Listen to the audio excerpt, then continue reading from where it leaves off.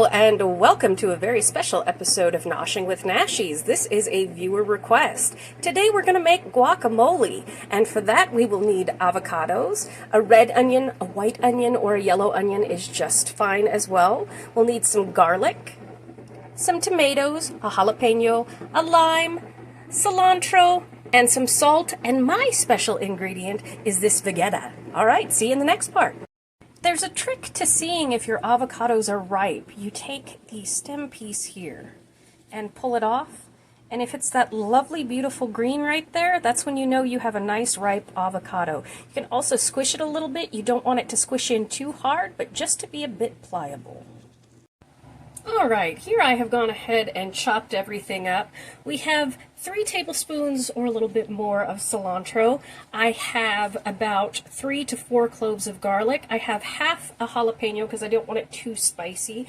I have 2 tomatoes that I seeded and diced up. Roma work really good for this because they're very low moisture content and you don't want a soggy guacamole. I have half a red onion, which is just what I felt like today. I have my lime, and I rolled this so that it's nice and juicy. And then I've put 5.5 avocados in my Pyrex container here. And normally when I do something with avocados and I want it to look fancy, I'll take the knife and I'll smash it down, twist it, and then pop the avocado pit off the edge of the knife. But since this is just guacamole, there's no need to be fancy. You can just take and use your thumbs. I like to get in there and just toss your avocado in. Now, you can save these pits, and actually my friend says put the bones in the guacamole to keep it fresh. There is an enzyme inside the pits of avocados that can keep it from oxidizing. So if you like that, that's perfectly fine. If not, that's fine as well. It can lend a bitter taste if you're not careful.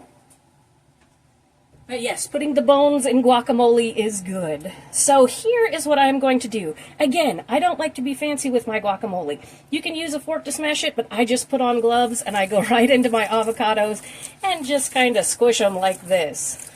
They are clean gloves, so no worries there. So we're just going to go like that. Pull that off, and I kind of like to get my hands in my food sometimes. Then we're going to take our lime and we're just going to squish all of that juice in there. That's a big juicy one. You can also put a lime or a lemon, any citrus fruit, in the microwave for 10 seconds and warm it up, and it will actually make it so that you get as much juice as possible out of it, which is a good trick as well, and citrus squeezers work as well. We want that to go in there. All right. I have a garbage bowl behind me. Now I'm going to add about a half a teaspoon of my Vegeta seasoning. You can add salt, or Vegeta seasoning, excuse me. Now I'm just going to throw in all of my components here.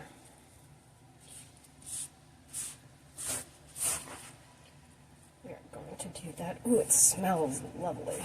Oh, it's so fresh. Let me move this. My hands a quick rinse because my gloves are covered in avocado.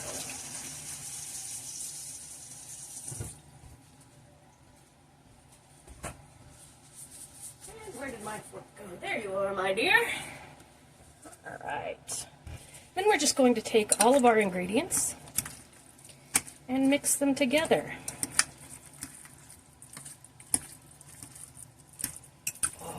Smells good.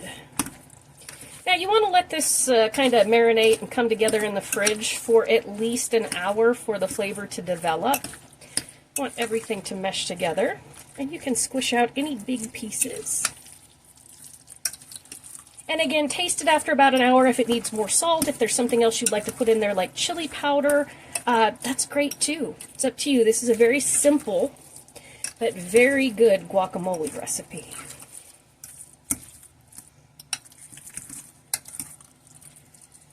Oh, these avocados were super fresh. I'm so glad I did this today instead of waiting a couple of days because they would have gone overnight, you know. Now, there's also a trick to guacamole that is going to sound really weird. I know we always worry when we make a big batch of guacamole like this that it's going to go bad. You can actually take a piece of plastic wrap, press it down on the top of this. You want something that, a bowl like this that has a lid. Says a lid. You want to press down your saran wrap, plastic wrap, whatever it is, and then pour water on top. Doesn't have to cover the whole thing, just has to make it so the plastic wrap sits flush on the top of your guacamole, and then you put your top on the top and put it in your fridge and store it that way, and it will keep it from oxidizing. But there we have it, some nice fresh guacamole.